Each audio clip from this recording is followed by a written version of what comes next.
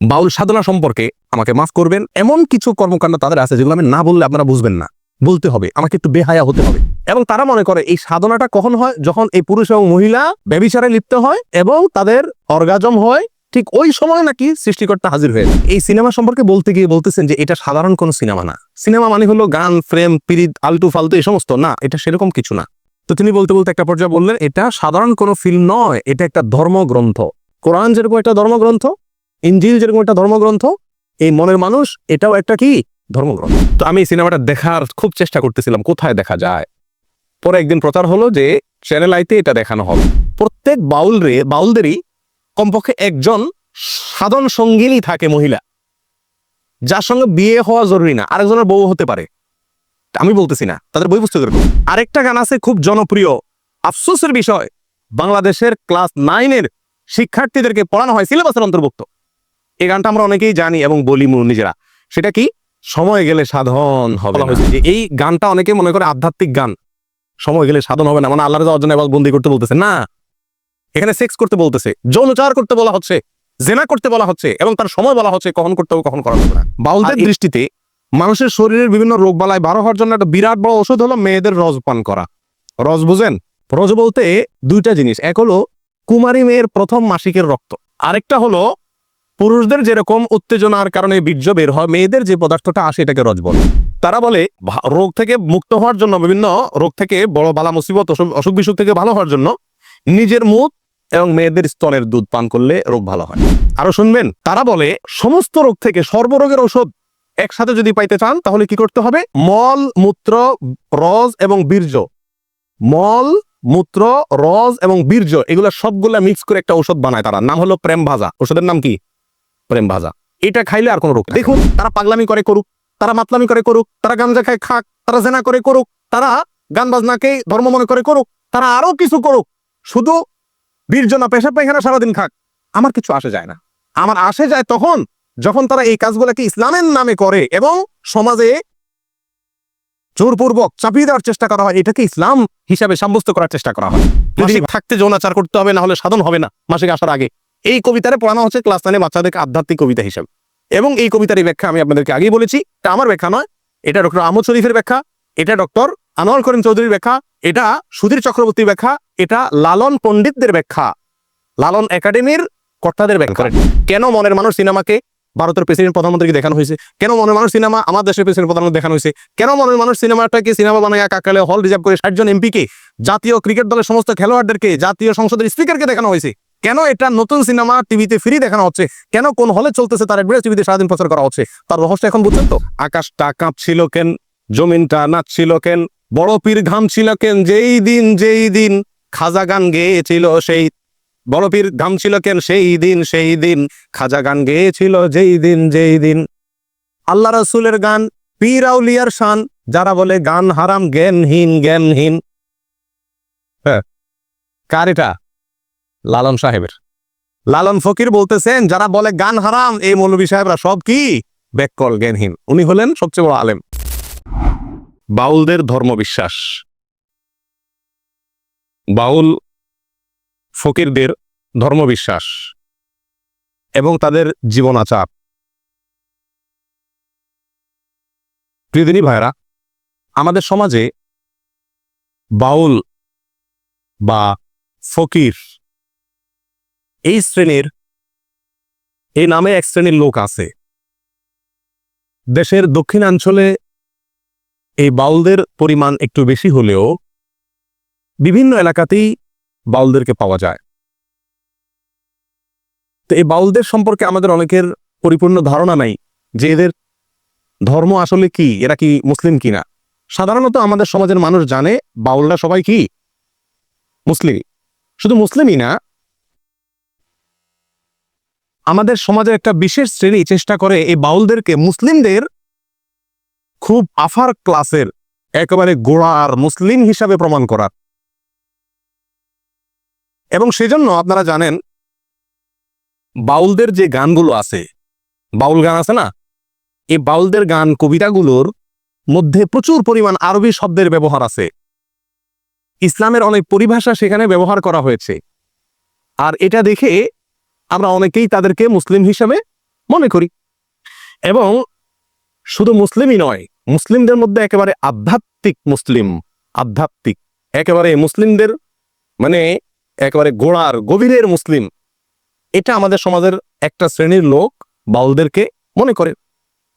এবং শুধু তাই নয়, এই বাউলদেরকে মনে করা হয় এরা বিরাট বড় অলি, এক একজন আল্লাহর অনেক বড় কি অলি। বাউলদের মধ্যে সবচাইতে আলোচিত ব্যক্তি হলেন লালন শাহ। এই লালন শাহ যে তাকে যেখানে মাটি দেওয়া আছে কুষ্টিয়ার, এই জায়গাটাকে একসময় বলা হতো লালনের আখড়া। এরপরে ওই আখড়া না বলে ওটার নাম পরিবর্তন করে এখন বলা হচ্ছে ওইটাকে লালনের মাজার। কি বলা হয় এখন? মাজার, ইসলামী পরিভাষা। এবং এই আখড়ায় সর্বকালে গাঞ্জা টাঞ্জা খাওয়া হইতো। এখন দেশের অনেক মানুষ সেখানে মান্নত করে, শিরনি দেয়, ইত্যাদি ইত্যাদি করে। পৃথিবী ভাইরা, বিশেষ করে দক্ষিণাঞ্চলে কুষ্টিয়া, যশোর, মেহেরপুর, চুয়াডাঙ্গা, ঝিনাইদহ এই সমস্ত এলাকাতে একটু বেশি, অন্যান্য এলাকাতেও আছে। অনেক গ্রামাঞ্চলে মানুষ এই বাউল ফকির যারা, তাদের কাছে যায়, বাচ্চা কাচ্চার অসুস্থ হলে, কোনো অসুবিধা পড়লে তাদের কাছ থেকে বিভিন্ন পড়া টড়া নিয়ে আসে। যায় কি যায় না? শুধু তাই নয়, বাউলদের বিভিন্ন গানকে আমাদের দেশের বিভিন্ন পাঠ্যপুস্তকে বাচ্চাদেরকে পড়ানো হয়। সেখানে পাঠ্যপুস্তকের অন্তর্ভুক্ত করে বাচ্চাদেরকে পড়ানো হয় বাউল গান। তাহলে বাংলাদেশের বেশিরভাগ মানুষ বাউল না, বাউলদের বাউলগিরি সাধারণ মানুষের ভিতরে নাই। কিন্তু যে কোনো ভাবে হোক সমাজে এটাকে মুসলমানদের একটা ধারা, মুসলমানদের একটা গ্রুপ হিসাবে সাব্যস্ত করার জন্য একটা শ্রেণী দীর্ঘদিন থেকে চেষ্টা করে আসছে। শুধু তাই নয়, আপনারা অনেকেই হয়তো জেনে থাকবেন, ভারতের কলকাতার পশ্চিমবঙ্গের একজন বড় উপন্যাসিক সুনীল গঙ্গোপাধ্যায়, তিনি লালনকে কেন্দ্র করে লালনের জীবনের উপর একটা উপন্যাস লিখেছেন। সে উপন্যাসটার নাম হলো মনের মানুষ। এই মনের মানুষ উপন্যাসটা, এটার আলোকে এটাকে স্ক্রিপ্ট হিসাবে নিয়ে একটা সিনেমা তৈরি করা হয়েছে কয়েক বছর আগে। সিনেমার নামও কি? মনের মানুষ। এই সিনেমাটা, এই ফিল্মটা তৈরি করেছেন, এটার পরিচালনা করেছেন কলকাতার গৌতম ঘোষ। এবং গৌতম ঘোষের সাথে সহযোগিতা করেছে আমাদের বাংলাদেশের চ্যানেল আইয়ের কর্ণধার ফরিদুর রেজা সাগর সাহেবের প্রতিষ্ঠান ইমপ্রেস টেলিফিল্ম। এই ইমপ্রেস টেলিফিল্ম আমাদের দেশের আর গৌতম ঘোষ এর যৌথ উদ্যোগে মনের মানুষ সিনেমা তৈরি হয়। এই সিনেমা লালন এবং বাউলদের জীবন আচারকে এই সিনেমার মাধ্যমে তুলে ধরা হয়েছে। এই সিনেমা যখন বের হয় তখন পত্রপত্রিকা প্রচুর লেখালেখি হয়। লেখালেখি হলে আমার দৃষ্টি আকৃষ্ট হয় যে এত লেখালেখি হচ্ছে এটা নিয়ে, জিনিসটা কি। পরে আস্তে আস্তে দেখলাম যে এই সিনেমাটা কি, এটা বোঝানোর জন্য একবার চ্যানেল আইয়ের জনপ্রিয় একটা অনুষ্ঠান টকশো তৃতীয় মাত্রায় এখানে আনা হয়েছে। ফরিদুর রেজা সাগর সাহেবের উপস্থাপনা অনুষ্ঠানটা চলছিল এবং সেখানে আপনার আলোচনা করার জন্য উপস্থিত হয়েছিলেন সম্ভবত গৌতম ঘোষ। তখন তিনি এই সিনেমা সম্পর্কে বলতে গিয়ে বলতেছেন যে এটা সাধারণ কোনো সিনেমা না। সিনেমা মানে হলো গান, ফ্রেম, পিরিত, আলতু ফালতু এই সমস্ত না, এটা সেরকম কিছু না। এটা নামে সিনেমা হলো, এটা ভিন্ন কিছু। কি এটা? তো তিনি বলতে বলতে একটা পর্যায়ে বললেন, এটা সাধারণ কোনো ফিল্ম নয়, এটা একটা ধর্মগ্রন্থ। এটা একটা কি? ধর্মগ্রন্থ। কোরআন যেরকম একটা ধর্মগ্রন্থ, ইনজিল যেরকম একটা ধর্মগ্রন্থ, এই মনের মানুষ এটাও একটা কি? ধর্মগ্রন্থ। এবং এই সিনেমাকে কেন্দ্র করে এই কয়েকটা বেসরকারি চ্যানেলে বেশ কয়েকদিন ধরে কয়েকজন বাউলের মূল্যায়ন সাক্ষাৎকার প্রকাশ করছিল। সেখানে একেবারে প্রকাশ্যে, আমি নিজের চোখে দেখেছি, প্রকাশ্যে একাধিক বাউল দাবি করছিলেন যে লালন হলেন মোহাম্মদ যেরকম আরবের নবী ছিলেন, লালন হলেন বাংলার নবী। এবং তার এই কথার সমর্থনে ওই মিডিয়ার রিপোর্টার বেশ অনেকগুলো যুক্তি খাড়া করছিল। ঘটনা এখানেই শেষ নয়। এরপরে দেখলাম যে পত্রিকাতে খুব গুরুত্বের সাথে প্রকাশ হলো যে এই সিনেমা দেখানো হয়েছে ভারতের প্রেসিডেন্ট তৎকালীন প্রতিভা পাতিলকে এবং তৎকালীন প্রেসিডেন্ট মনমোহন সিংকে। আচ্ছা, প্রেসিডেন্ট প্রধানমন্ত্রী একটা দেশের, তাদের সিনেমা দেখার ফাও টাইম আছে নাকি? কিন্তু তাদেরকে দেখানো হয়েছে। এবং ভারতের আরো অনেক গুরুত্বপূর্ণ ব্যক্তিকে দেখানো হয়েছে। বাংলাদেশে এই সিনেমাটা বাংলাদেশের প্রেসিডেন্টকে দেখানো হয়েছে, প্রধানমন্ত্রীকে দেখানো হয়েছে। কাকরাইলে একটা সিনেমা হল রিজার্ভ করে ভাড়া করে সেখানে বাংলাদেশের সংসদের তৎকালীন স্পিকার অ্যাডভোকেট আব্দুল হামিদ এবং 60 জন বিশিষ্ট এমপিকে এই সিনেমা দেখানো হয়েছে।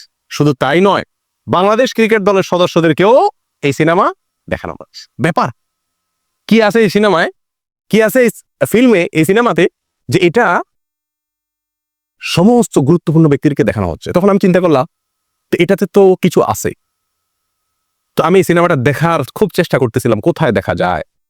পরে একদিন প্রচার হলো যে চ্যানেল আইতে এটা দেখানো হবে। তো দেখলাম, দেখতে বসলাম এবং আগাগোড়া পুরা সময় ব্যয় করে খাতা কলম নিয়ে বসে কি আছে এটাতে লেখার জন্য বসে গেলাম। এই সিনেমাটা, মনের মানুষ, এই সিনেমাটা যখন বিভিন্ন হলে চলতেছে বাংলাদেশে, তখন চ্যানেল আইর স্ক্রল নিউজে ওটার প্রচার হতো যে কোথা কোথা চলতেছে, যাতে করে মানুষ কি করতে পারে, দেখতে পারে। তো এত দেখানোর জন্য খায় সেই সিনেমাটা, এটা তো অন্য কোনো বাণিজ্যিক সিনেমার মতো না, অস্বাভাবিক। যাই হোক, তো এই সিনেমা দেখার পরে যা বুঝলাম সেটা হলো যে আসলে বাংলাদেশের সাধারণ মানুষেরা মুসলিম, এই মুসলিমদেরকে ভিন্ন একটা ধর্মে দীক্ষিত করার একটা চেষ্টার অংশ হলো এই সিনেমা। কথা বুঝে আসছে প্রিয়দিনী ভাইরা? অনেকে হয়তো বলবেন যে বাউলদেরকে নিয়ে হঠাৎ করে বলার কারণ কি? এই কারণ হলো এগুলো, যে বাউলদেরকে নিয়ে কিছু মিডিয়া, কিছু বুদ্ধিজীবী, কিছু লোক আমাদের সমাজে এত বেশি মাতামাতি করছেন এবং তাদেরকে শুধু মুসলিম নয়, মুসলিমদের মধ্যে একেবারে আধ্যাত্মিক মুসলিম, মারেফতি মুসলিম যেটাকে বলে, এরকম মুসলিম হিসাবে তাদেরকে সমাজের সামনে সাব্যস্ত করার চেষ্টা করছে। তখন চিন্তা করলাম যে বাউলদের সম্পর্কে কিছু ধারণা নেওয়া দরকার। তখন থেকে আমি টুকটাক বাউলদের সম্পর্কে পড়াশোনা শুরু করলাম এবং দীর্ঘ অনেকদিন পর্যন্ত ঘাটাঘাটি এবং পড়াশোনা শুরু করলাম। বাউলদের সম্পর্কে জানার জন্য আপনি বাংলাদেশে যারা বাউল নিয়ে গবেষণা করেন তাদের মধ্যে দুইটা বই খুব বেশি প্রসিদ্ধ এবং গ্রহণযোগ্য। তার একটা হলো বাংলাদেশের একজন স্বনামধন্য বুদ্ধিজীবী ছিলেন, বড় মাপের নাস্তিকদের অন্যতম ছিলেন, ঢাকা বিশ্ববিদ্যালয়ের প্রফেসর ছিলেন ডক্টর আহমদ শরীফ। নাম শুনছেন আপনারা? আহমদ শরীফের নাম শুনেন নাই? ওনার লেখা বই বাউল তত্ত্ব। আরেকটা বই লালন একাডেমির প্রতিষ্ঠাতা পরিচালক ডক্টর আনোয়ার করিম চৌধুরী, তার লেখা বই বাংলাদেশের বাউল, বাউল সমাজ, সাহিত্য, সঙ্গীত। এই দুইটা বইতে বাউলদের সম্পর্কে সবচেয়ে বিস্তারিত তথ্য উপাত্ত আছে এবং এটা সবচেয়ে বেশি গ্রহণযোগ্য। কথা বুঝে আসছে? তো এই বইয়ের আলোকে আমরা আগে প্রথমে জেনে নেই বাউলদের পরিচয় কি, বাউল শব্দের অর্থই বা কি, বাউল এই শব্দ কোত্থেকে আসছে, এর অর্থ কি, এটা নিয়ে তিনটা মত, অনেক মত আছে, তার ভিতরে মোটামুটি তিনটা মত উল্লেখ করার মতো। এক, বাউল আসছে বাতুল থেকে। বাতুল, বাতুল মানে হলো পাগল। বাতুল মানে কি? পাগল। তো যারা বাউল হয় এরা পাগলই হয় মোটামুটি, না? তো এই জন্য এদেরকে এই বাউল থেকে, বাতুল থেকে, বাতুল বলা হয় এদেরকে, এই বাউলদেরকে। এবং বাতুল থেকে পরবর্তীতে আস্তে আস্তে রূপান্তরিত হতে হতে হতে বাউলে এসে দাঁড়াইছে। ঠিকছে? কথা বুঝে আসছে? আচ্ছা, এটা একটা মত। আরেকটা মত অনুযায়ী বাউল এটা মূলত 17 শতকে আপনার এই বাউলদের যে পাগলামি আমরা এখন দেখতে পাচ্ছি এটা শুরু হয়। এটা শুরু যে করছে তার নাম হলো আউল চাঁদ। সে আউল চাঁদ এর নামে আউল থেকে হইতে হইতে বাউল হয়ে গেছে। এটা আরেকটা মত। কথা বোঝা যাচ্ছে?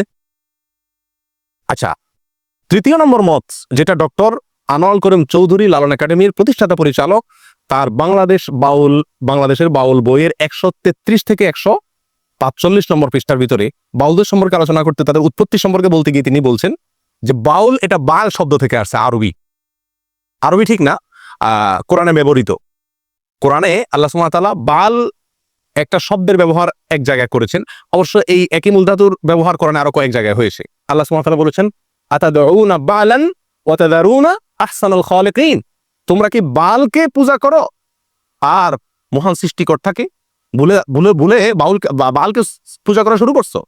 এই যে বাল, এর পূজা, এর আর্চনা, এর উপাসনা করার ব্যাপারে কোরআনে নিষেধ আসছে, ইনজিলে নিষেধ আসছে, বিভিন্ন আসমানি গ্রন্থে নিষেধ আসছে। এই বাল একটা মূর্তি, একটা দেবতা। এই দেবতা সিরিয়া, ফিলিস্তিন এই অঞ্চলে, কারো কারো মতে পারস্য এই অঞ্চলে এই দেবতার উপাসনা হতো হাজার হাজার বছর আগ ধরে। এবং কোরআনে, ইনজিলে এই দেবতার উপাসনা করার ব্যাপারে ভৎসনা করা হয়েছে।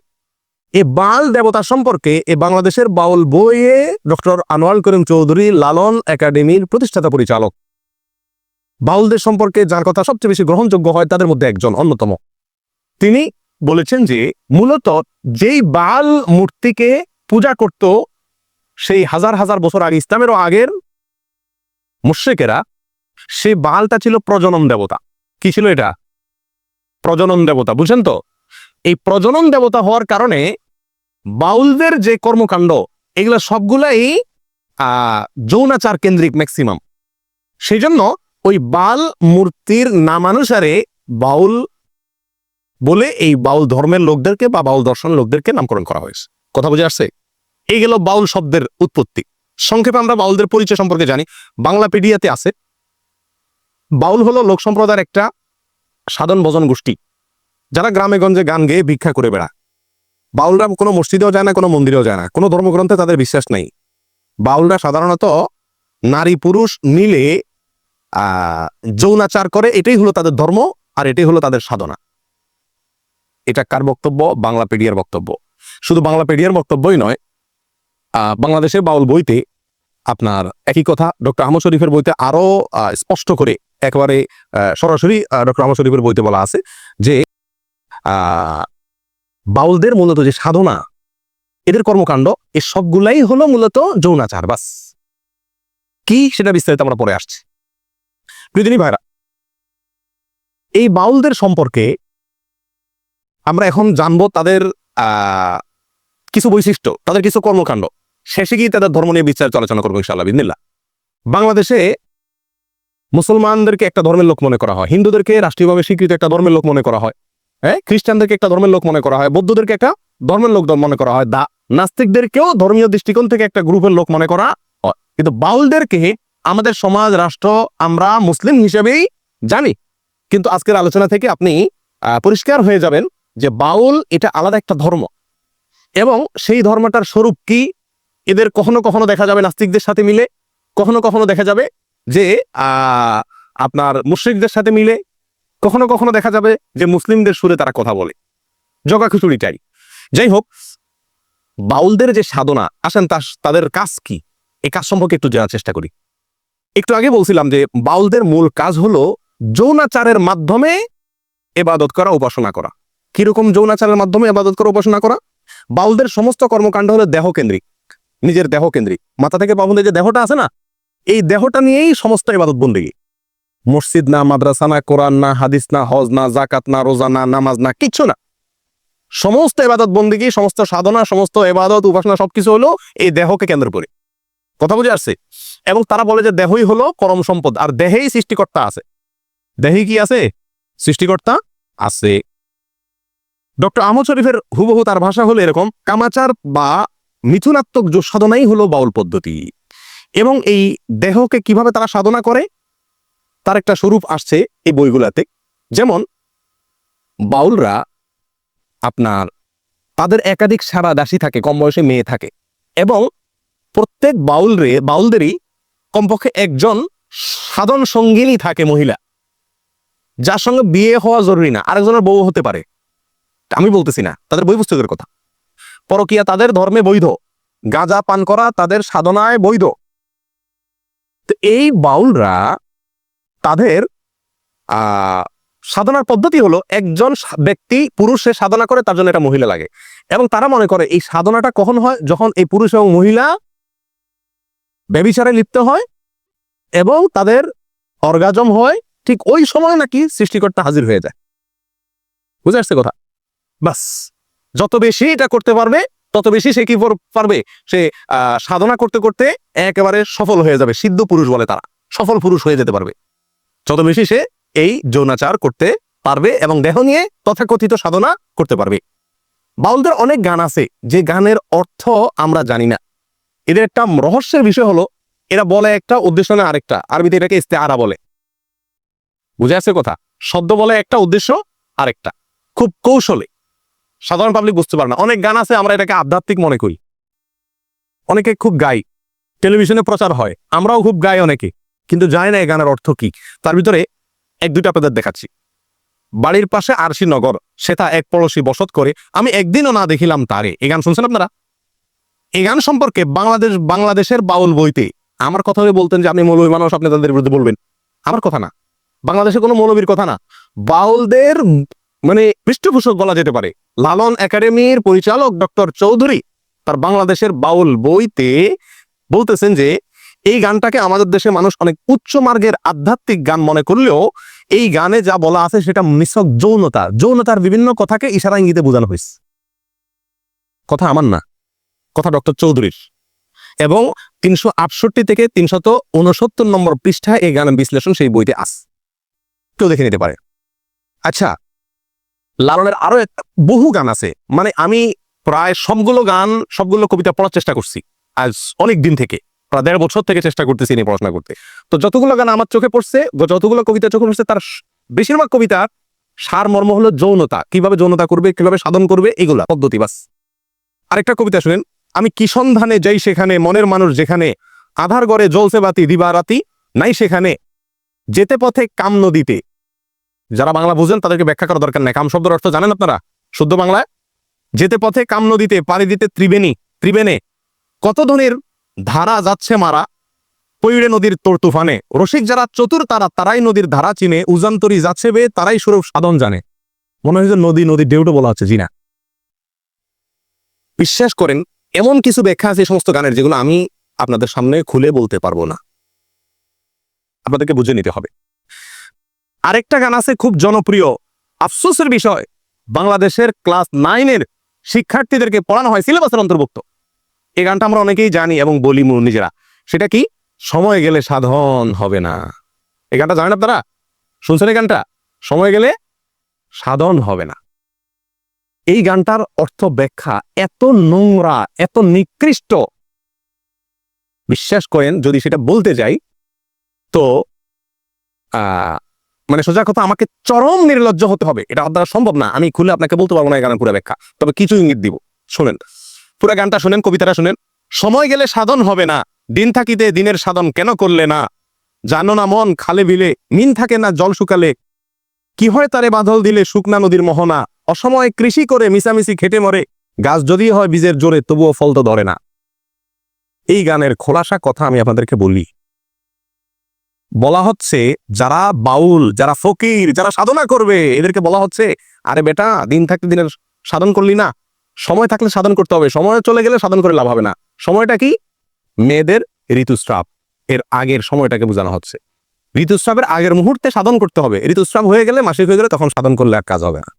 এ হলো খোলাসা কথা, আর এর চেয়ে বেশি আমি আপনাকে ব্যাখ্যা করে বলতে পারছি না। এখানে এই গানে যে এই কথাটা বোঝানো হয়েছে, এটা তো আমি দাবি করতেছি মৌলবী না, এটা বাউলদের বক্তব্য। তারাই বলতেছে যে এই গানের এই ব্যাখ্যা। রেফারেন্স নেবেন, একটা একটা করে নেন। এই গানে সময়, সাধন, মিন, বীজ, কৃষি এসব শব্দ যৌন কর্ম সংশ্লিষ্ট বিভিন্ন পরিভাষা। লালন গবেষক নিয়ামত আলী এবং বাংলাদেশের নিয়ামত আলী বলেছেন এটা আমার বক্তব্য না। লালন গবেষক বলতেছেন যে এই শব্দগুলো দ্বারা বিভিন্ন যৌন কর্মের বিভিন্ন মুহূর্ত, বিভিন্ন সময়, বিভিন্ন পরিভাষাকে বোঝানো হয়েছে। আর বাংলাদেশের বাউল বইতে 357 নম্বর পৃষ্ঠায় এই একই কথা বলা হয়েছে যে এই গানটা অনেকে মনে করে আধ্যাত্মিক গান, সময় গেলে সাধন হবে না, মানে আল্লাহর যাওয়ার জন্য এবার বন্দি করতে বলতেছে না, এখানে সেক্স করতে বলতেছে, যৌনচার করতে বলা হচ্ছে, জেনা করতে বলা হচ্ছে, এবং তার সময় বলা হচ্ছে কখন করতে হবে কখন করা যাবে না। আর এটাই খুব পরম, এটা ক্লাস 9-এর বাচ্চাদেরকে পড়ানো হয় আমাদের দেশ। এবং বাউল লালন পরিভাষা নামে একটা বই আছে, এই বইয়ের 80 নম্বর পৃষ্ঠায় এই গানের একই ব্যাখ্যা করা হয়েছে যে এটা পুরোটা যৌনতা কথা, কিন্তু আমরা সাধারণ মানুষ হয়তো জানিও না। আসেন সামনে। বাউল সাধনা সম্পর্কে আমাকে মাফ করবেন, এমন কিছু কর্মকাণ্ড তাদের আছে যেগুলো আমি না বললে আপনারা বুঝবেন না, বলতে হবে, আমাকে একটু বেহায়া হতে হবে। আমাদের দেশের মানুষ জানে না অনেকে, ম্যাক্সিমাম লোক। আমি ব্যক্তিগতভাবে লালনের আখড়া থেকে নিয়ে ফকিরদের বিভিন্ন আখড়া ঘুরে ঘুরে দেখেছি। আমি নিজের অভিজ্ঞতা কথা আপনাদের কাছে চাপিয়ে দিতে যাব না, তাদের বই পুস্তকের আলোকে বলবো। আমি জানার জন্য তাদের বিভিন্ন আখড়া ঘুরেছি। এইবার দেশে গিয়ে আমি কুষ্টিয়ারে গেছি, আমার উদ্দেশ্য ছিল লালনের আখড়া যাওয়া, দেখা সেখানে, এবং শুধু শোনা কথা বা পড়া কথারও বিশ্বাস না করে নিজে চোখে দেখা। তাদের আখড়া যদি কেউ যেয়ে থাকেন, ফকিরদের তারা তথাকথিত জিকির করে যেগুলাতে, এগুলোতে আপনারা দেখবেন পুরুষের সাথে একজন নারী লাগে, অন্ধকার হইতে হয়, এবং গাঁজা তো প্রয়োজনই হয়, এবং বাকি কি কাজগুলো হয় সেগুলো বই থেকে শুনেন, আমার অভিজ্ঞতা থেকে না শুনে। দেখুন, বাউল ধর্মে পরকীয়া প্রেম জায়েজ আছে। আল্লাহর কসম, আমি নিজে যাচাই করে যশোরের এক গ্রামে গিয়ে সন্ধান পাইছি যে এখানে, এমনি অন্য কাজে গেছি, পরে শুনছি যে এখানে আপনার ফকিরদের আখড়া আছে। তো আমি দেখতে গেছি, একদিন না কয়েকদিন, পরে জানতে পারছি যে এক মহিলা আছে, তার স্বামীও আছে, কিন্তু সবাই জানে এই মহিলা সারাদিনই জেনা করে তার ওই সাধন সঙ্গীর সাথে, বাউলদের সাথে। এবং কোন কোন মহিলার তো সংসার শেষ, আবার অনেক পুরুষও করে যারা বাউল। এটা তাদের ধর্মের গুরুত্বপূর্ণ কাজ, জেনা করা। তাদের জেনাটাই ইবাদত বাস। এবং জেনার মানে মূল মুহূর্ত যেটা, সেই মুহূর্তেই নাকি স্রষ্টা হাজির হয়ে যায়। প্রিয়জনী ভাইরা, বাউলরা মনে করে, আপনারা হয়তো অনেকে প্রথম শুনছেন, শুনে রাখেন, বাউলদের দৃষ্টিতে মানুষের শরীরের বিভিন্ন রোগবালাই ভালো হওয়ার জন্য একটা বিরাট বড় ওষুধ হলো মেয়েদের রস পান করা। রস বুঝেন কি? না, রস বলতে দুইটা জিনিস। এক হলো কুমারী মেয়ের প্রথম মাসিকের রক্ত, আরেকটা হলো পুরুষদের যেরকম উত্তেজনার কারণে বীর্য বের হয়, মেয়েদের যে পদার্থটা আসে এটাকে রজ বলে। এই রজ, এটা পান করলে কোনো রোগবালাই শরীরে থাকে না, এটা বাউলদের বিশ্বাস। আরো শুনবেন, তারা বলে রোগ থেকে মুক্ত হওয়ার জন্য, বিভিন্ন রোগ থেকে, বড় বালা মুসিবত, অসুখ বিসুখ থেকে ভালো হওয়ার জন্য নিজের মুখ এবং মেয়েদের স্তনের দুধ পান করলে রোগ ভালো হয়। আরো শুনবেন, তারা বলে সমস্ত রোগ থেকে সর্বরোগের ঔষধ একসাথে যদি পাইতে চান তাহলে কি করতে হবে? মল, মূত্র, রজ এবং বীর্য, মল, মূত্র, রজ এবং বীর্য, এগুলো সবগুলা মিক্স করে একটা ঔষধ বানায় তারা, নাম হলো প্রেম ভাজা। ওষুধের নাম কি? প্রেম ভাজা। এটা খাইলে আর কোনো রোগ থাকে না। যদি ভাইরা, আপনারা অনেকে হয়তো বলবেন যে এগুলা গল্প আর কি। আপনি আল্লাহি বাস্তবতা খবর নিয়ে দেখেন, আর খবর নেওয়ার দরকার না, আমি আপনাকে বই পুস্তক থেকে বলছি, তাদের বই পুস্তক থেকে, তাদের ধর্মগ্রন্থ থেকে, তাদের ধর্মীয়, তাদের আচার এবং তাদের সংস্কৃতি, কালচার, এই সংক্রান্ত যে সমস্ত বই পুস্তক আমাদের সমাজে প্রতিষ্ঠিত, গ্রহণযোগ্য, অথেন্টিক, এই সমস্ত বই পুস্তকে লেখা আছে। তার ভিতরে বাংলাদেশে বাউল বইয়ের 350 থেকে 382 নম্বর পৃষ্ঠায় এই কথাগুলো উল্লেখ আছে। কথা বুঝে আসছে ভাই? আমাদের দেশে অনেক মানুষ না জেনে এই ফকিরদের কাছে চিকিৎসার জন্য যায়, ছেলেবেলে অসুখ হলে যায় না, কি ওষুধ দেয় এটা ওই শয়তান জানে, আর শয়তানকে যে শয়তানে শিখেছে সেই শয়তান হয়তো জানে, আল্লাহ সুবহানাহু ওয়া তাআলা জানেন, আমরা অনেকে জানিও না। আমাদের দেশের নাস্তিকরা বাউলদেরকে খুব পছন্দ করে, একটা মজার বিষয়। কারা পছন্দ করে? নাস্তিকরা কোনো ধর্মকে পছন্দ করে না, কিন্তু বাউলদেরকে খুব পছন্দ করে। ডক্টর আহমদ শরীফ নাস্তিকদের গুরু, বাউলদের নিয়ে বই লিখছেন এবং বিরাট বিশ্লেষণ করেছেন, তাদের ঐতিহ্য তুলে ধরেছেন। শুধু তাই নয়, বাংলাদেশের যারা নাস্তিক, সেকুলার, এরা সবসময় বাউলদেরকে প্রমোট করে। লালনের আখড়ায় 50 জন গাঁজা খাইছে, এটাকে সমস্ত মিডিয়া বা অনেক মিডিয়াতে খুব ফলাও করে প্রকাশ করে, আজকে লালনের এখানে ওরস হইতেছে, ওরস, গাঁজা খাইছে। লক্ষ লক্ষ মানুষের মাহফিল হয়, লক্ষ লক্ষ মানুষের ভালো কোনো কাজ হয়, সেটা কোনো মিডিয়াতে প্রচার করে না। কিন্তু ওই আখড়ায় গাঁজা খাইছে কয়েকটা, সেটারে সারাদিন টেলিভিশন নিউজে বলে। কেন নাস্তিকরা এত পছন্দ করে কেন? এর কারণ হলো এই বাউলদের, তাদের যে কর্মকাণ্ডগুলোর খোলাসা কথা কয়েকটা পয়েন্ট। নাম্বার 1 যেটা বললাম, দেহ নিয়ে সাধনা। দেহ নিয়ে সাধনা মানে যৌনতা, সোজা বাংলা। নাম্বার 2, আপনার যত নোংরা, বিষ্ঠা, নাপাক পৃথিবীর কোন ধর্মের মানুষরা যেগুলোকে পাক মনে করে না, হালাল মনে করে না, এই সমস্ত জিনিসগুলোকেও তারা শুধু হালাল আর পাকই না, এগুলা বিরাট ঔষধ মনে করে। লালনদের, এই বাউলদের একটা গ্রুপ আছে যাদেরকে বলা হয় নেড়ার ফকির। কি বলা হয়? নেড়ার ফকির। নেড়ার ফকির, নেড়ার ফকির মানে বুঝেন? নেড়ার ফকির মানে হলো, নেড়া শব্দের অর্থ হলো যার কোনো ঘর সংসার নেই। নেড়ার ফকির মানে যাদের কোনো কি নাই, ঘর সংসার। ম্যাক্সিমাম বাউলদের কোনো বিয়ে হয় না, এরা বিয়েতে বিশ্বাস করে না। সাধারণ সঙ্গিনী হইলে হলো, যে কারোর বউ হইলে হলো, বিয়ের দরকার হয় না, এবং তারা বিয়ে করে না। তাদের মূল কথা হলো ইসলাম পালন করার জন্য মক্কাতে যাওয়ার দরকার নাই, মদিনায় যাওয়ার দরকার নাই, আল্লাহ রাসূল সব এই দেহের ভিতরে আছে, শুধু দেহ নিয়ে সারাদিন পড়ে থাকলে চলবে। ধর্মীয় যত কর্মকাণ্ড, আচার অনুষ্ঠান, আমল, ইবাদতের কথা কোরআন সুন্নাহয় বলা আছে, এর কিচ্ছুর দরকার নাই। এগুলা সবগুলা নাউজুবিল্লাহ মানুষের বানানো। তাহলে কি করতে হবে? শুধু সারাদিন এই দেহ নিয়ে পড়ে থাকতে হবে, ঘর সংসার বাদ দিয়া মাতলামি করতে হবে, ভিক্ষা করে বেড়াইতে হবে, বাস, তাহলেই স্রষ্টাকে পাওয়া যাবে। এর ভিতরেই স্রষ্টা আছে, মানুষই স্রষ্টা, অন্য কথা বলতে গেলে। এই হলো বাউল ধর্মের খোলাসা কথা। নাস্তিকরা যেহেতু বাংলাদেশের মানুষের ধর্মীয় আচার, মসজিদ, মাদ্রাসা সহ্য করে না, এরাও একই। এই জন্য নাস্তিকরা এদেরকে খুব কি করে পছন্দ করে। বাউলদের ধর্মে, বাউলদের বিশ্বাসে বৈরাগ্যতার বিরাট বড় অবস্থান। নবী সাল্লাল্লাহু আলাইহি সাল্লাম বলেছেন, লা রুহবানিয়াতা ফিল ইসলাম, ইসলামে কোনো বৈরাগ্যতা নাই। আল্লাহ সুবহানাহু ওয়া তাআলা কোরআনে কারীমে বৈরাগ্যতা, যে বৈরাগ্যতাকে আগের যুগের বিভিন্ন জাতিরা নিজেদের ধর্মীয় কাজের অংশ বানিয়ে নিয়েছিল, আল্লাহ সুবহানাহু ওয়া তাআলা তাদের সমালোচনা করেছেন। রুহবানিয়াতান নিবতাদাউহা মা কাতাবাল্লাহু লাহা। এই রুহবানিয়াত বা বৈরাগ্যতা, সংসার বাদ দিয়া ওই বৌদ্ধদের মতো এক কালার একটা কাপড় করে, লম্বা চুল রেখে, গোসল নাই, পরিষ্কার নাই, নোংরা আবর্জনা ময়লা এই অবস্থায় সময় পার করা, পাগলামি ছাগলামি করা, এটাই হলো জীবন, এটা হলো বৈরাগ্যতা। এই বৈরাগ্যতা আপনার বাউলদের গুরুত্বপূর্ণ একটা আপনার তাদের গুরুত্বপূর্ণ একটা কালচার হলো কি থাকা, বৈরাগী হয়ে থাকা, কি থাকা, তারা কোনো সমাজের সাথে মিশতে চায় না। বাউলদের জৈবিক প্রয়োজনে তারা সাধারণ সঙ্গনের সাথে মিশে যেতে ঠিক আছে, ভিক্ষা করে খায় সেটা, এবং তারা নিজেদেরকে বলে আমরা মুক্ত পুরুষ, আমাদের কোনো সমাজের কোনো বন্ধন নাই, আমরা সমাজের কোনো বন্ধন মানি না, যেমনে মনে হচ্ছে এমনি চলি, পাগলের মতো। বুঝে আসছে কথা? এদের হাজার হাজার যে গানগুলো আছে, এই গানগুলো সম্পর্কে আগেও আপনাদেরকে কিছুটা ধারণা দিয়েছি, এখনো বলছি যে এই গানগুলোর সবগুলাই হলো যৌনতা নির্ভর, এবং যৌনতার বিভিন্ন কৌশল, কলা কৌশল, বিভিন্ন পদ্ধতি, সময়, ক্ষণ ইত্যাদি, এগুলো সবই সমস্ত গানে বাতানো আছে। সুধীর চক্রবর্তী নামে বাংলাদেশে একজন লালন গবেষক আছেন, বাউল গবেষক আছেন। এই ভদ্রলোকের একটা বই আছে, এই বইটার নাম হলো গভীর নির্জন পথে। এই বইয়ের 14 নম্বর পৃষ্ঠার প্রথম সংস্করণে উনি লিখেছেন যে বাউলদের গান বুঝতে হলে তাদের পরিভাষা বুঝতে হবে। তারা বলবে একটা, উদ্দেশ্য আরেকটা, সাধারণ মানুষ সবকিছু বুঝে না। তো উনি উপমা দিতে গিয়ে বোঝাইছেন যে যেমন আমাবস্যা মানে নারীর ঋতুকাল, যখন মাসিক হয় ওইটা আমাবস্যা। লালনদের কোনো গানে যদি আমাবস্যা হয় তাহলে বুঝবেন নারীর ঋতুকালকে বোঝানো হচ্ছে। বাঁকা নদী মানে হলো স্ত্রীর যৌনি, কুমারী মানে কাম, লতা মানে সন্তান, চন্দ্র সাধন মানে হলো মলমূত্র পান। এরকম তাদের বিভিন্ন ভাষা আছে, পরিভাষা আছে। এগুলো আমার বক্তব্য নয়, সুধীর চক্রবর্তীর বক্তব্য। বইয়ের নাম গভীর নির্জন পথে, পৃষ্ঠা নম্বর 14। তাহলে একটা ধারণা পাইছেন তো বাউলদের কর্মকাণ্ড সম্পর্কে। আচ্ছা, এখান থেকে আমরা জানলাম যে তারা বৈরাগী, সংসার ধর্ম চায় না, আগলামি পাগলামি করে, এ হলো তাদের জীবন। বিকৃত আপনার যৌনাচার, বিকৃত যৌনাচার আর অসামাজিক জীবন যাপন, এগুলো হলো পাগলামি, এটা হলো বাউলদের কর্মকাণ্ড। আচ্ছা,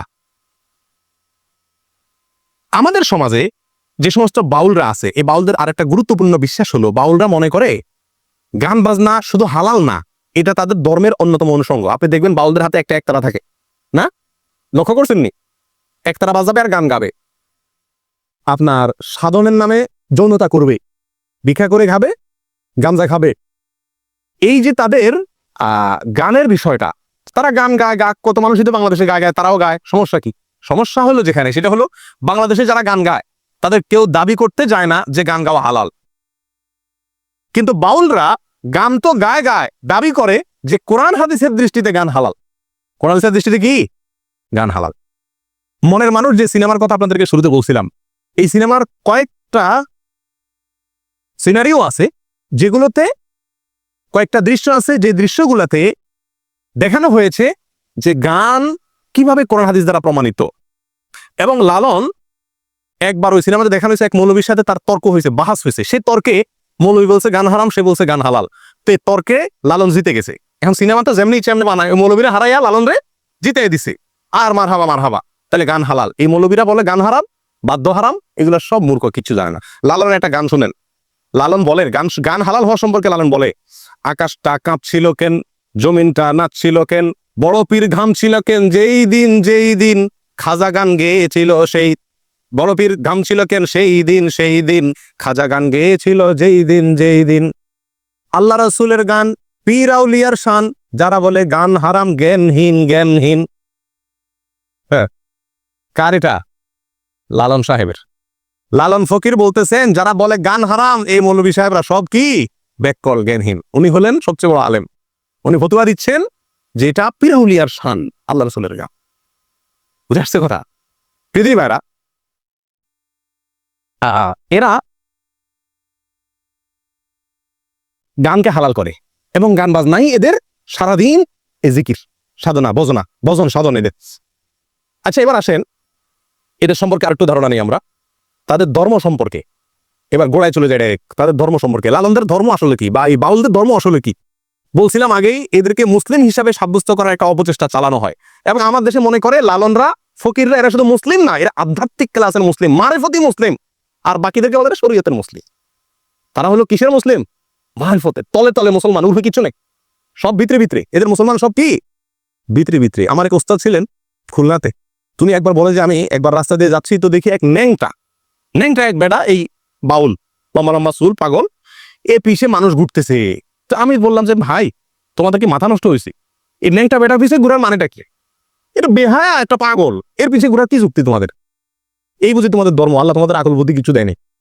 তো লোকজন বলতেছিল আমার উস্তাদকে, বলে যে আরে হুজুর, এভাবে বলিয়েন না, কার ভিতরে কি আছে বলা যায় না, কার ভিতরে কি আছে বলা যায় না। আমার উস্তাদ বলতেছেন যে আমি তখন বললাম, আরে বেটা পাগল, ওর ভিতরে যা ছিল সেটাও বাইর করে দিছে, কি আর থাকবে? যা একটু ছিল, কিছু তো নাই ওর ভিতরে, যা একটু ছিল সেটুকু বাইর করে দিছে, তুই ওর ভিতরে কি আছে? আর কত নম্বরের পাগল প্রতিদিনই ভাইরা। এ হলো এদের জীবন আচার। এবার আসেন তাদের ধর্ম নিয়ে। দেখুন, তারা পাগলামি করে করুক, তারা মাতলামি করে করুক, তারা গাঞ্জা খায় খাক, তারা জেনা করে করুক, তারা গান বাজনাকে ধর্ম মনে করে করুক, তারা আরো কিছু করুক, শুধু বীরজনা পেশা পায়খানা সারাদিন খাক, আমার কিছু আসে যায় না। আমার আসে যায় তখন যখন তারা এই কাজগুলোকে ইসলামের নামে করে এবং সমাজে জোরপূর্বক চাপিয়ে দেওয়ার চেষ্টা করা হয়, এটাকে ইসলাম হিসাবে সাব্যস্ত করার চেষ্টা করা হয়। প্রতিদিনই ভাইরা, এদের ধর্ম সম্পর্কে অনেকেরই ধারণা নাই। আমি আগেই বলছি, আমরা অনেকে মুসলমান মনে করি। লালনের নিজের মুখেই শুনেন, আমরা সাধারণ মানুষ না জানলে কি হবে, যারা পণ্ডিত তারা ঠিকই জানে, নাস্তিকরা ঠিকই জানে যে লালনের ধর্ম কি ছিল, লালনের নিজের ধর্ম কি ছিল, এবং আপনার কি জানি বলে, তার নিজের ধর্মের পরিচয় কি, এটা সম্পর্কে সে কিছুটা চালাকি করছে, মুনাফিকের মতো। মুনাফিক যেরকম বলতে চায় না তার ধর্ম কি, লালনও তার কোনো জায়গাতে স্পষ্ট করে বলে না যে আমি নাস্তিক, আমি মুসলমান, আমি হিন্দু, এরকম কখনো সে বলে না। ঘুরাই ফিরে বলে। তার গান শুনলে, তার কবিতা শুনলে আপনি বুঝবেন সে কত চালাকি করার চেষ্টা করে, ঘুরাই ফিরে বলতেছে। আচ্ছা, যাই হোক, লালন অনেক বড় মাপের কবি ছিলেন, সেই জায়গা থেকে আমি তাকে সম্মান করি। তিনি অনেক বড়, তার কবিতা বাংলা ভাষার জন্য অনেক বড় কিছু, ঠিক আছে, সব ঠিক আছে। কিন্তু ধর্ম নিয়ে যখন তিনি কথা বলছেন এবং ধর্মের নামে ইসলামের কোরআন এবং হাদিসকে এত নিকৃষ্টভাবে বিকৃত করেছেন, যত নিকৃষ্টভাবে আর কেউ বিকৃত করে নাই, তখন তার সেই বিকৃতিগুলো আমাদের ধরে দেওয়ার দরকার আছে কি নেই? প্রিয়দিনী ভাইরা, তার ধর্মের খোলাসা হলো তারা বলে এই আপনার দেহের ভিতরেই সৃষ্টিকর্তা, আপনার দেহের ভিতরেই কি সৃষ্টিকর্তা। তার এক গানে মনসুর হাল্লাজের যে আনাল হক, আমি খোদা, আমি আল্লাহ, আমি আল্লাহ, এই যে দাবি করছে মনসুর হাল্লাজ, আলেমরা তাকে মৃত্যুদণ্ডের নির্দেশ দিয়েছেন, তার মৃত্যুদণ্ড হয়ে গেছে এই কুফুরি কালামের কারণে। সেই কুফুরি কালামটাই বিশ্বাস করে লালন। এবং একটা গান আছে বাউলদের, আপনারা জানেন, একবার আপনারে চিনিতে পারিলে রে যাবে অচেনারে চেনা, একবার আপনারে চিনিতে পারিলে রে যাবে অচেনারে চেনা, মানে নিজেরে চিন, তাহলে অচেনারে অর্থাৎ আল্লাহরে চিনা যাবে। আল্লাহ, তুই নিজেরে চিনলে আল্লাহরে পেয়ে যাবি। আরবিতে একটা প্রবাদ আছে, নাউজুবিল্লাহ, অনেকে এটাকে হাদিস হিসাবে পেশ করে, সেটা হলো যে মান আরাফা নাফসাহু ফাকাদ আরাফা রাব্বাহু। এই ওইটারই বাংলা অর্থ হলো এই কুফরি কালাম, অর্থাৎ যে ব্যক্তি নিজেকে চিনবে সে আল্লাহকে চিনে ফেলবে।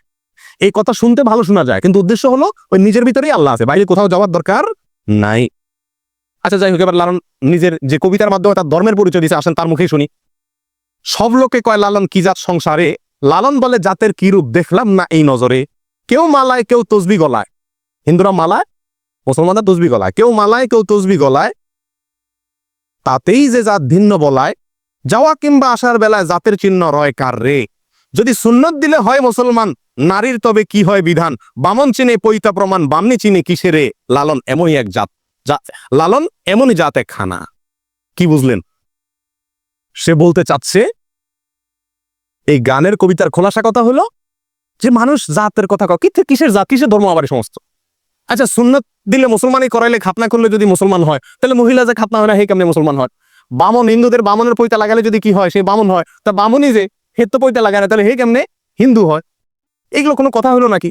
জাতের কথা আমি যে জাত তো কোনোদিন দেখলাম না, বুঝলাম না, এটা কোন ধরনের? লালন এমন এক জাত যে কিছু না। কথা বুঝতে পারছেন? এটার অর্থ হতে পারে তিনি নাস্তিক, তথাকথিত মানবতাবাদী।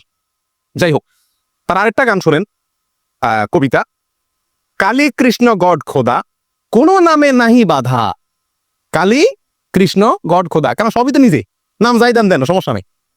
কালী বললেও ঠিক আছে, কৃষ্ণও ঠিক আছে, গডও ঠিক আছে, খোদাও ঠিক আছে, কোন নামে নাহি বাধা, মন কালী কৃষ্ণ গড খোদা বলো রে। মনরে বলতেছে, ও মন তুই কালীও বল, কৃষ্ণ বল, গডও বল, খোদাও বল। কথা বুঝতে পারছেন? এ হলো বাউলদের ধর্ম। আচ্ছা, এরা কোনোদিন মসজিদে যায় না। ইতিহাসে কোনোদিন কোনো বাউলকে আপনারা ভুলেও কোনো মসজিদে, কোনো মন্দিরেও যায় না, মন্দিরেও যায় না। বরং প্রাতিষ্ঠানিক ধর্মাচরণের বিরুদ্ধে এরা সবসময় সোচ্চার। এরা বলে যে কোনো মসজিদ, মাদ্রাসা, কোরআন, হাদিস কিচ্ছু দরকার নাই, শুধু আইসা সারাদিন একতারা বাজাও বা লালনের গান গাও, যৌনতা করো, ভিক্ষা করো, গাঞ্জা খাও, এক কালার কাপড় পরে পাগলামি করো, ব্যাস তুমি সিদ্ধ পুরুষ হয়ে যাবা। তথাকথিত দেহনিয়া সাধনা করো। প্রিয় বন্ধুরা, তারা বলে, বাউলরা বলে যে কোনো তীর্থস্থানে যাইতে হবে না। এই যে আমরা মক্কায় আসি না, এটার বিরুদ্ধে লালন কবিতা লিখছে। মক্কা আসার দরকার নেই, মদিনা যাওয়ার দরকার নেই। সব মক্কা মদিনা কোথায় আছে?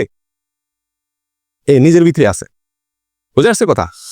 দেখেন সে কি বলে, আছে আদি মক্কা এই মানব দেহে, আছে আদি মক্কা, আদি মক্কা মানে পুরান মক্কা, আসল মক্কা এই মানব দেহেই বলে কি আছে, আছে আদি মক্কা এই মানব দেহে, দেখলো না রে মন ভে।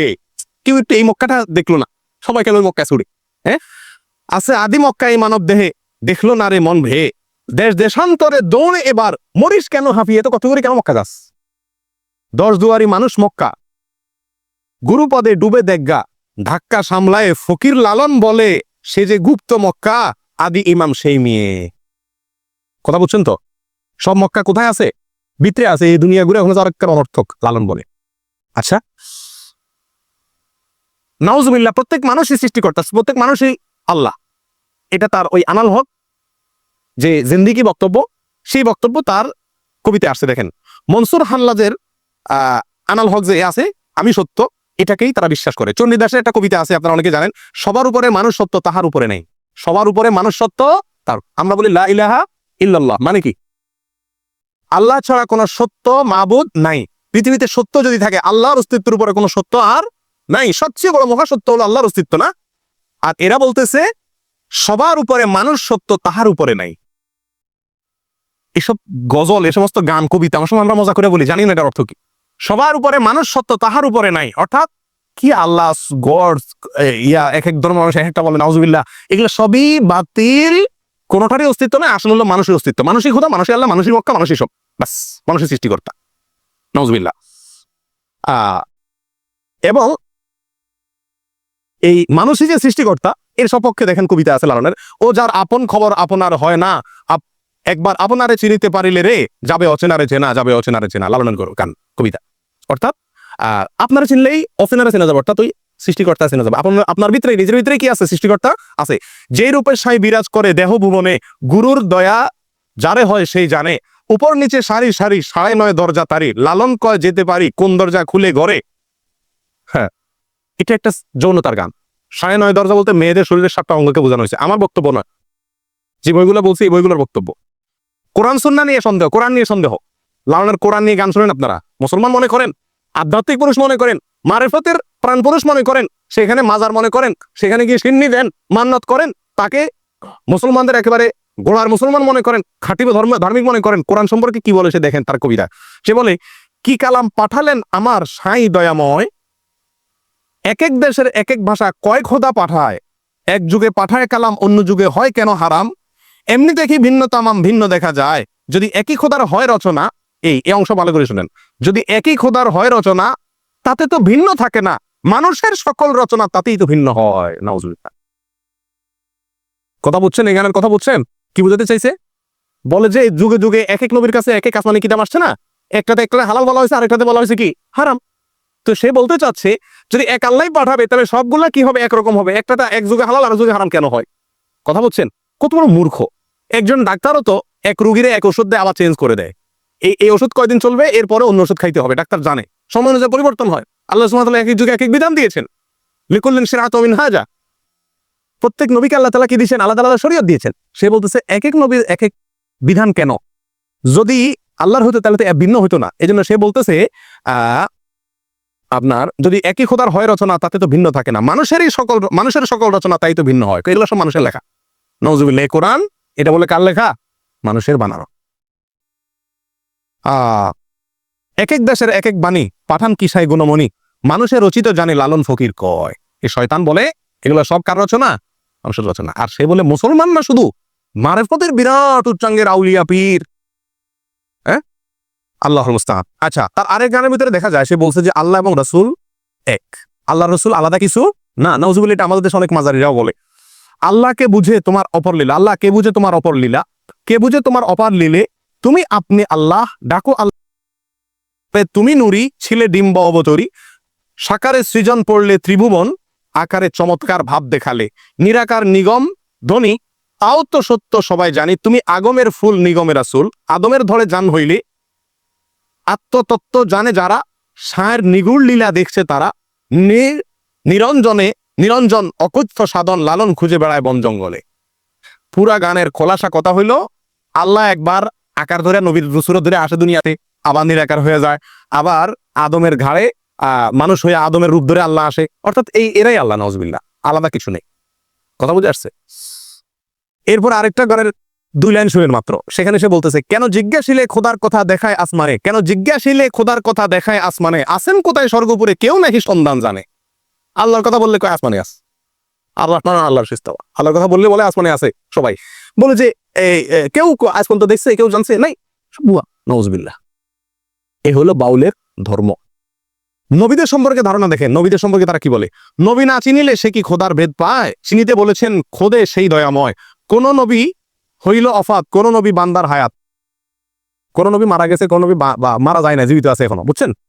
নিহাজ করে জানলে নেহাজ যাবে সংশয়, যে নবী পারের কান্ডার জিন্দা সে 4 যুগের উপর, হায়াতুল মুরসালিন নামে তার জন্য, তার সেই জন্য কয়, যে নবী আজ সঙ্গে তোরে চিনে মন তার দাওনা ধরো, লালন বলে পরের কারো সাজ যদি রয়, নবী না মানে যারা মুয়াহেদ কাফের তারা, সেই মুয়াহেদ দায়মাল হবে বেহিসাব দোজখে যাবে, আবার তারা খালাস পাবে, লালন কয় মোর কি হয় জানি।